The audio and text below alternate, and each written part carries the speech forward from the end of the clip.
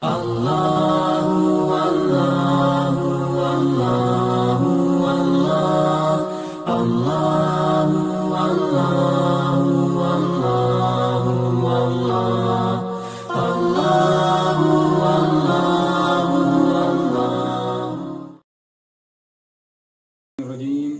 بسم اللہ الرحمن الرحیم۔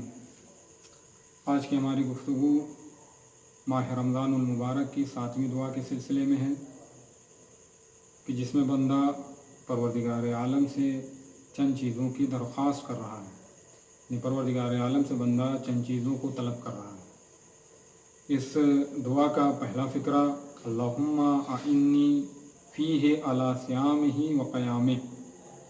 پروردگار عالم سے بندہ آج کے دن درخواست کر رہا ہے کہ پروردگار روزہ اور عبادت کرنے کے لیے میری مدد فرما، یعنی زیادہ سے زیادہ میں تیری عبادت کر سکوں، نماز پڑھ سکوں، روزہ رکھ سکوں، تیری مدد چاہیے اس امر میں۔ دوسرا فقرہ وجنبنی فیہ من حفواتہ و آثامہ، اور مجھ کو اس دن لغزش اور گناہوں سے محفوظ رکھنا۔ وارزقنی فیہ ذکرک بدوامہ بتوفیقک یا ہادی المضلین، اور اس ماہ میں زیادہ سے زیادہ اپنے ذکر کرنے کی توفیق عنایت فرما تاکہ میں زیادہ سے زیادہ تیرا ذکر کر سکوں، اور اے گمراہ لوگوں کی رہنمائی کرنے والے پروردگار۔ اس دعا کے اندر 3 درخواست ہیں جو بندہ پروردگار عالم سے کر رہا ہے۔ پہلی درخواست روزہ اور عبادت کو انجام دینے میں مدد کر۔ دوسرا درخواست جو پروردگار عالم سے بندہ کر رہا ہے وہ لغزش اور گناہوں سے دوری ہے۔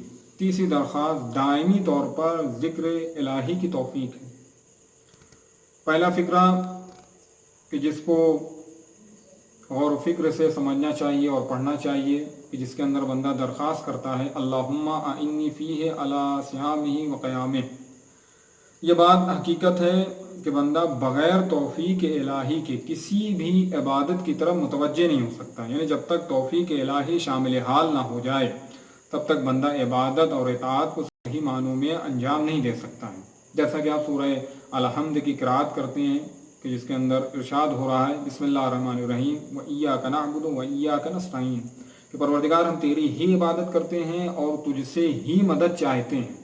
لہذا جب مدد پروردگار شامل ہو جاتی ہے تو بندہ صحیح معنوں میں بہتر طریقے سے پروردگار عالم کی عبادت کو انجام دے سکتا ہے۔ اور عبادت میں بہترین عبادت جو ہے وہ نماز ہے، یعنی انسان نماز کے ذریعے سے پروردگار عالم کو راضی بھی کر سکتا ہے اور نماز کے ذریعے سے خوشنودی پروردگار بھی حاصل کر سکتا ہے۔ چھٹے امام جعفر صادق علیہ السلام فرماتے ہیں کہ سب سے پہلے نماز کا حساب لیا جائے گا۔ اگر نماز قبول ہو جاتی ہے تو دوسرے سارے اعمال قبول کر لیے جائیں گے، اور اگر نماز رد کر دی جائے گی تو سارے اعمال رد کر دیے جائیں گے۔ لہذا بندہ دعا کر رہا ہے پروردگار عالم کثرت سے نماز پڑھنے کی اور روزہ رکھنے کی توفیق عنایت فرما، مدد کر تاکہ میں نماز بھی پڑھ سکوں اور روزہ بھی رکھ سکوں۔ اب اگر کوئی انسان مستقل نماز کا پابند ہے، نماز پڑھتا ہے، تو قرآن کی روشنی میں چند آثار ہیں اس کے لیے، یعنی چند چیزیں ہیں کہ جو نماز پڑھنے والوں کے اوپر وارد ہوتی ہیں، جو نماز پڑھنے والوں کے اندر اثر پیدا کرتی ہیں۔ اگر کوئی انسان نماز پڑھ رہا ہے تو نماز گزار انسان، اگر کوئی انسان نماز پڑھتا ہے تو نماز انسان کو متقی بناتی ہے، باتقوا بناتی ہے۔ جیسا کہ سورہ بقرہ کے اندر پروردگار عالم ارشاد فرماتا ہے کہ انسان اگر نماز پڑھ رہا ہے، اگر آپ سورہ بقرہ کی تلاوت کریں اور سورہ بقرہ کو دیکھیں تو اس کے اندر بسم اللہ الرحمن الرحیم الذین یؤمنون بالغیب ویقیمون الصلاۃ ومما رزقناہم ینفقون، متقی اور پرہیزگار وہ افراد ہیں جو غیب پر ایمان رکھتے ہیں اور نماز کی پابندی کرتے ہیں اور جو کچھ اللہ نے انہیں دیا ہے اس سے انفاق کرتے ہیں۔ دوسرا اثر جو پیدا ہوتا ہے وہ نماز برائیوں سے روکتی ہے، جیسا کہ سورہ عنکبوت کے اندر پروردگار عالم ارشاد فرماتا ہے بسم اللہ الرحمن الرحیم وَأَقِمِ الصَّلَاةَ إِنَّ الصَّلَاةَ تَنْهَىٰ عَنِ الْفَحْشَاءِ وَالْمُنکَرِ، کہ نماز قائم کرو کیونکہ نماز انسان کو برائیوں سے روکتی ہے۔ تیسرا اثر جو نماز گزار کے اندر پیدا ہوتا ہے، نماز انسان کو کامیاب بناتی ہے، جیسا کہ سورہ بقرہ کے اندر پروردگار عالم ارشاد فرماتا ہے، بسم اللہ الرحمن الرحیم، قد افلح من تزکا وذکر اسم ربہ فصلی، بے شک پاک و پاکیزہ رہنے والا کامیاب ہے جس نے اپنے رب کی تسبیح کی اور نماز پڑھی، نماز قائم کی۔ لہذا بندہ خصوصی طور پر اس دن دعا کر رہا ہے، درخواست کر رہا ہے پروردگار عالم سے کہ اس مہینے میں زیادہ سے زیادہ نماز پڑھنے کی اور روزہ رکھنے کی توفیق عنایت فرمائے۔ دوسرا فقرہ کہ جس کے اندر بندہ درخواست کرتا ہے، وَجَنِّبْنِي فِيهِ حَفَوَاتِهِ وَأَثَامِهِ، یعنی لغزش اور گناہوں سے دوری کی درخواست کر رہا ہے۔ عربی میں حفوات کہتے ہیں لغزش کو، اور آثام جمع ہے اسم کی، گناہوں کو کہتے ہیں۔ بندہ خالق کائنات سے، اس کی بارگاہ سے دور اس وقت ہوتا ہے کہ جب کہ وہ گناہ انجام دیتا ہے، اور جب بندہ پروردگار عالم سے توفیق طلب کر لے کہ پروردگار عالم مجھے توفیق دے دے تاکہ میں لغزش نہ کروں، گناہ انجام نہ دوں، اور اگر اللہ کی طرف سے توفیق الہی شامل حال ہو جائے تو یہ بندہ قرب پروردگار حاصل کر سکتا ہے، پروردگار عالم کے نزدیک پہنچ سکتا ہے۔ امیر المؤمنین نے پیغمبر اسلام سے سوال کیا کہ اس مہینے میں بہترین عمل کون سا ہے، یعنی ماہ رمضان کا بہترین عمل کون سا ہے؟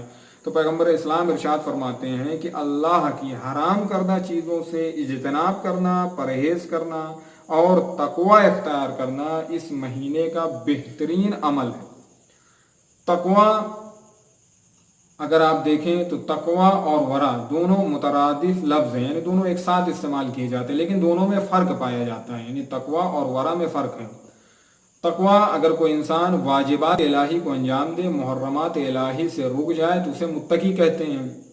گناہ چونکہ دو چیزوں سے ہوتا ہے، یا تو ترک واجبات کر رہا ہے انسان، یا حرام کاموں کو انجام دے رہا ہے۔ لیکن اگر وہ نہ حرام کام انجام دے رہا ہے اور نہ ترک واجبات کر رہا ہے تو ایسے شخص کو متقی کہتے ہیں۔ اور یہ جو ملکہ پیدا ہوتا ہے مستقل واجبات کے اوپر عمل کرنے سے اور محرمات کے ترک کرنے سے، جو ملکہ پیدا ہوتا ہے، جو قدرت پیدا ہوتی ہے، اسے ورع کہتے ہیں عربی کے اندر۔ تیسرا فقرہ جو اس دعا کے اندر ہے، وَارْزُقْنِي فِيهِ ذِكْرِكَ بِدَوَامِهِ بِتَوْفِيقِكَ، پروردگار عالم سے بندہ درخواست کر رہا ہے کہ اس مہینے میں زیادہ سے زیادہ اپنے ذکر کرنے کی توفیق عنایت فرما تاکہ میں زیادہ سے زیادہ تیرا ذکر کر سکوں، تیرے ذکر میں مشغول رہوں۔ ذکر دو قسم کا ہوتا ہے، کبھی انسان زبان سے ذکر کرتا ہے اور کبھی انسان قلب سے ذکر کرتا ہے، یعنی زبان سے انسان نام نہیں لیتا لیکن پھر بھی وہ دل میں پروردگار عالم کا ذکر کر رہا ہوتا ہے۔ اب اگر کوئی انسان ذکر پروردگار عالم کرے اور ذکر پروردگار عالم میں مشغول رہے تو بہت سارے گناہ سے انسان محفوظ ہو جاتا ہے۔ جب بہت سارے گناہ سے انسان محفوظ ہوگا تو یقیناً اسے ثواب ملے گا اور خوشنودی پروردگار حاصل ہوگی۔ ذکر الہی کے تقریباً 3 فائدے ہیں کہ اگر کوئی انسان ذکر پروردگار عالم انجام دیتا ہے تو اسے 3 فائدے پہنچتے ہیں۔ سب سے پہلا فائدہ اطمینان قلب ہے، چونکہ دنیا کے اندر انسان مادی چیزوں کی بنیاد پر پریشان ہوتا ہے، کبھی انسان کا بھروسہ ٹوٹتا ہے تب انسان مشکلات اور پریشانی میں گرفتار ہوتا ہے، کبھی کسی سے کوئی امید لگائے ہوتا ہے، جب وہ امید منقطع ہوتی ہے، ٹوٹ جاتی ہے، تب انسان پریشان ہوتا ہے۔ پروردگار عالم قرآن میں کہتا ہے کہ اگر اطمینان قلب چاہتے ہو تو پروردگار عالم کا ذکر کرو، لہذا جتنا ہم ذکر پروردگار کریں گے ہمارے دل کو اتنا ہی سکون ملے گا۔ دوسرا فائدہ، اگر کوئی انسان ذکر پروردگار کرتا ہے تو کامیاب ہو جاتے ہیں، یعنی جو انسان ذکر پروردگار کرے پروردگار عالم اسے دنیا کے ہر مرحلے میں کامیابی عطا کرتا ہے۔ تیسرا فائدہ، پیغمبر اسلام فرماتے ہیں کہ اگر کوئی انسان ذکر پروردگار کرتا ہے تو پروردگار عالم کا ذکر کرنا قلوب کے لیے شفا ہے، جیسا کہ مولا کائنات دعائے کمائل میں ارشاد فرماتے ہیں، یا من اسمہ الدوا و ذکرہ الشفا، اے وہ ذات کہ جس کا نام ہی دوا ہے اور جس کا ذکر کرنا شفا ہے۔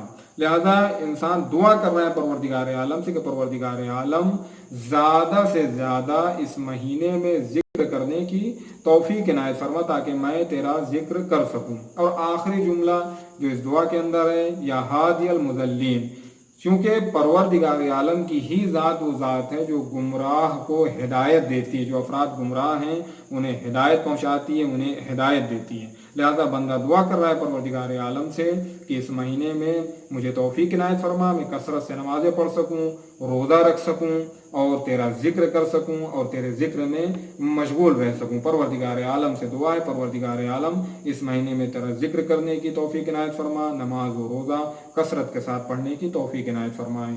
وآخر دعوانا ان الحمد للہ رب العالمین۔ اللہم صلی علی محمد وعلی محمد وعجل فرج